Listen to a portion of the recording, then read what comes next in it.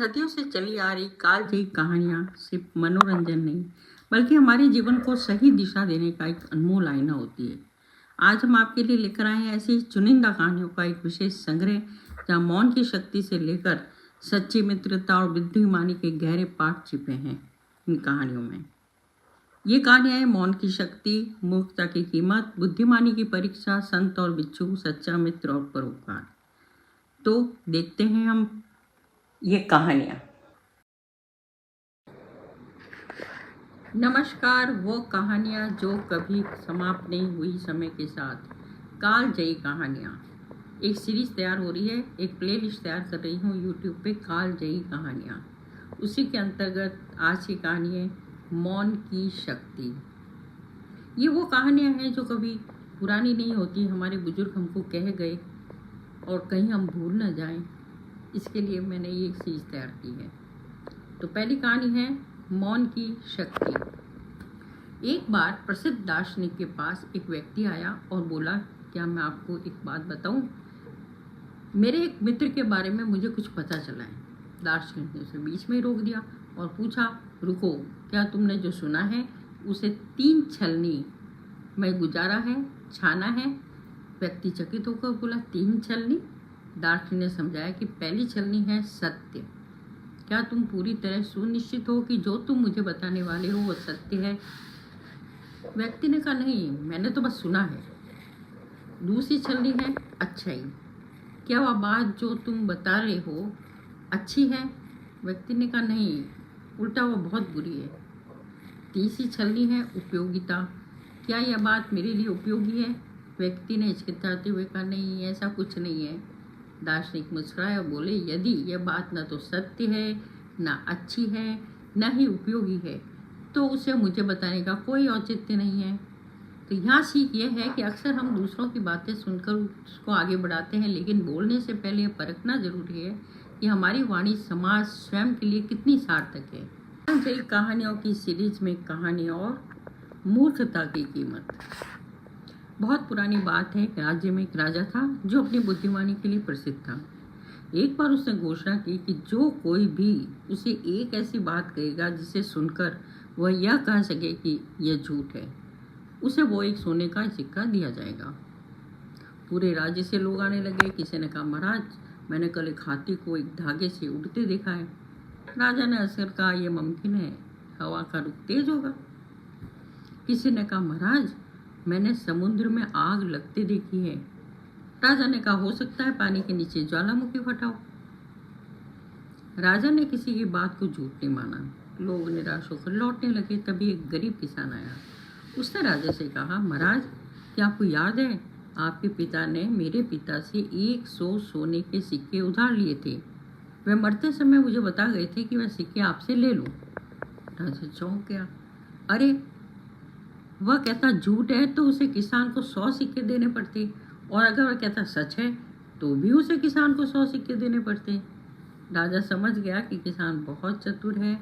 वो मुस्कुराया और बोला, हाँ, मुझे याद है, मैं अभी इन्हें चुकाता हूँ। तो यह सीख यह है कि बुद्धिमानी और चतुराई मुसीबत के समय सबसे बड़ा हथियार होती है। काल की कहानियों के अंतर्गत प्रस्तुत है बुद्धिमानी की परीक्षा। एक बार बीरबल की बुद्धिमानी की परीक्षा लेने के लिए उनसे एक बहुत ही अजीब सवाल पूछा गया। अकबर ने कहा, बीरबल, मुझे बताओ कि इस दुनिया में सबसे बड़ा हथियार क्या है? बीरबल ने बिना किसी झिझक के उत्तर दिया, जहाँपना, इस दुनिया में सबसे बड़ा हथियार आत्मविश्वास है। अकबर यह सुनकर नहीं खुश हुआ। उन्होंने सोचा कि बीरबल को सबक सिखाना चाहिए। उन्होंने अपने एक सिपाही को आदेश दिया कि वो एक पागल हाथी को शहर की गली में छोड़ दे जहाँ बीरबल का आना तय हो। दूसरे दिन क्या हुआ कि जैसे ही बीरबल अपनी धुन में गलियों से गुजर रहे थे तो सामने से एक उन्मादी हाथी को आता देख लोग जान बचाकर भागने लगे। बीरबल के पास भी कोई रास्ता नहीं था। अचानक बीरबल को एक कुत्ता दिखाई दिया जो वही एक दीवार के पास सो रहा था। बीरबल ने तुरंत उस कुत्ते को उठाया और हाथी की ओर जोर से फेंक दिया। कुत्ता डर के मारे हाथी पर जाकर गिरा और जोर जोर से भौंकने लगा। कुत्ते की अचानक हरकत से वह विशाल जो हाथी था सकपका गया और उल्टे पैर वापस भाग खड़ा हुआ। बादशाह अकबर ये सब अपनी खिड़की से देख रहे थे। वह बीरबल के पास आए और उन्होंने बोला कि बीरबल, तुम तो निडर थे, लेकिन क्या तुम्हें उस समय डर नहीं लगा? बीरबल मुस्कुराए और बोले, महाराज, यही तो आत्मविश्वास है। जब मैं हाथी की ओर देख रहा था तब मैं अपनी जान नहीं बल्कि यह सोच रहा था कि इस समस्या का समाधान कैसे करूं, और इसी विचार ने मुझे यह रास्ता सुझाया। तो इससे हमको क्या सीख मिल रही है कि विपरीत परिस्थितियों में घबराने की बजाय अपना आत्मविश्वास बनाए रखकर समाधान ढूंढना ही असली बुद्धिमानी है।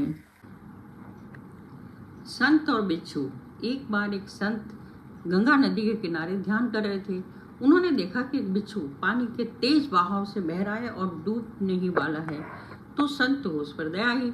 उन्होंने उसे बचाने के लिए अपना हाथ पानी में बढ़ाया और जैसे ही संत ने बिच्छू को उठाया, बिच्छू ने अपनी प्रकृति का ना सुने डंक मार दिया। दर्द से संत का हाथ कांप गया और बिच्छुआ वापस पानी में गिर गया। संत ने कुछ पल इंतजार किया और जब बिच्छू फिर से डूबने लगा तो उन्होंने उसे फिर से बचाने का प्रयास किया। बिच्छू ने इस बार भी उन्हें डंक मार दिया। यह नज़ारा पास ही खड़ा एक व्यक्ति देख रहा था। उसने तंग आकर संत से कहा, महाराज, आप कितने मूर्ख हो। आप जानते हैं कि वह बिच्छू हर बार आपको डंक मारेगा, फिर भी आप उसे बार बार क्यों बचा रहे हो? संत ने मुस्कुराते हुए कहा, उस व्यक्ति से कहा, डंक मारना बिच्छू का स्वभाव है और मेरा दया करना मेरा स्वभाव है। जब वह अपना स्वभाव नहीं छोड़ रहा तो मैं अपना मानवीय स्वभाव क्यों छोड़ूं? तो इसे सीख ये मिलती है कि परिस्थितियां चाहे जैसी भी हो, हमें अपनी मूल अच्छाई और संस्कारों को कभी नहीं छोड़ना चाहिए। वाकई इस बात को अगर अपन आत्मसात कर लेते हैं तो कभी आपको किसी बात का दर्द भी नहीं होगा, दुख भी नहीं होगा, किसी के बुरे स्वभाव का बुरा भी नहीं मानोगे। आप मान के चलोगे कि ये उसका स्वभाव है और ये मेरा स्वभाव है। तो हमेशा मन भी आनंदित रहेगा और आप अपना मानवीय स्वभाव भी बनाए रखेंगे। क्या आपके पास सच्चा मित्र है या किसको आप सच्चा मित्र बोलते हो? और सच्चा मित्र और उसका परोपकार क्या होता है, चलो आज सुनते हैं। बहुत पुरानी बात है कि घने जंगल में एक बहुत बड़ा और घना बरगद का पेड़ था। उस पेड़ पर एक तोता, एक कौवा बहुत सालों से पक्के दोस्तों की तरह रहते थे। दोनों का स्वभाव बिल्कुल अलग था। तोता मीठा बोलता था, दयालु था और हर किसी की मदद करने को तैयार रहता था, जबकि कौवा बड़ा स्वार्थी, शंकालु स्वभाव का था। एक दिन उस इलाके में भयंकर सूखा पड़ा। कई महीनों तक आसमान में बादल तक नहीं दिखे। नदियां सूख गई, तालाबों का नामो निशान मिट गया और जंगल के जानवर और पक्षी प्यास के मारे तड़पने लगे।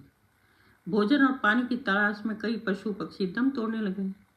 कौवे ने अपनी आदत के अनुसार अपनी जान बचाने के लिए उस पुराने बरगद के पेड़ को छोड़ने और किसी दूर हरे भरे जंगल में अकेले उड़ जाने का फैसला किया।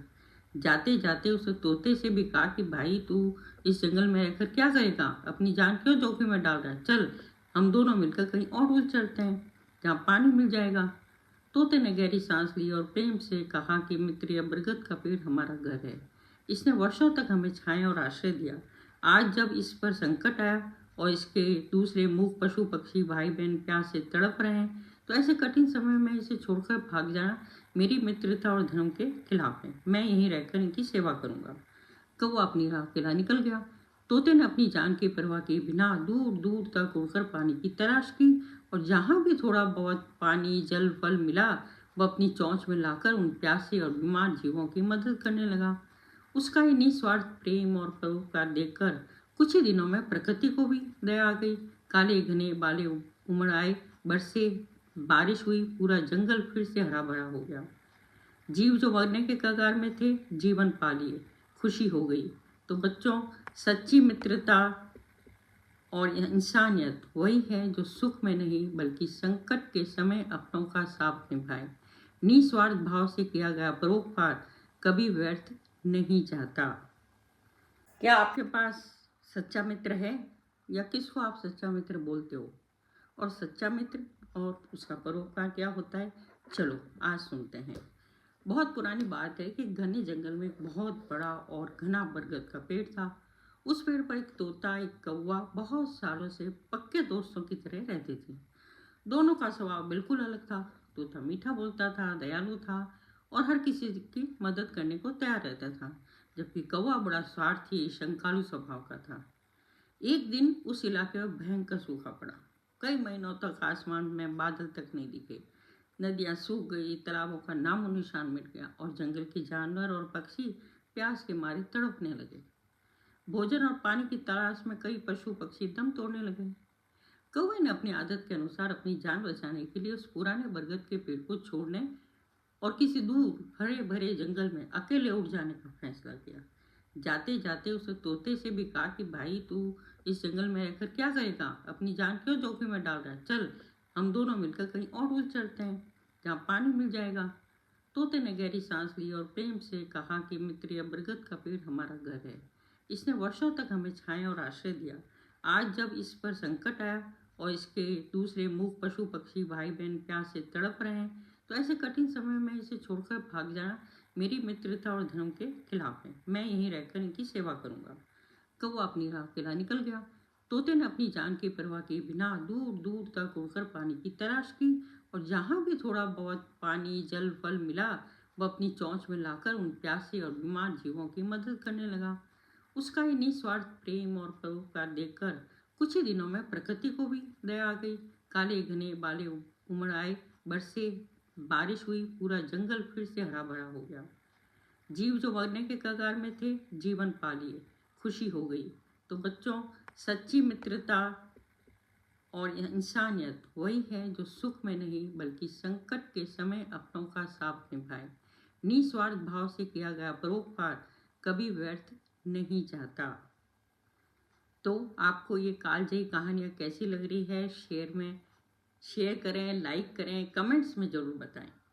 तो फिर मिलते हैं एक और नई कालजयी कहानियाँ जो कभी खत्म नहीं होगी, ना खत्म हुई है। धन्यवाद।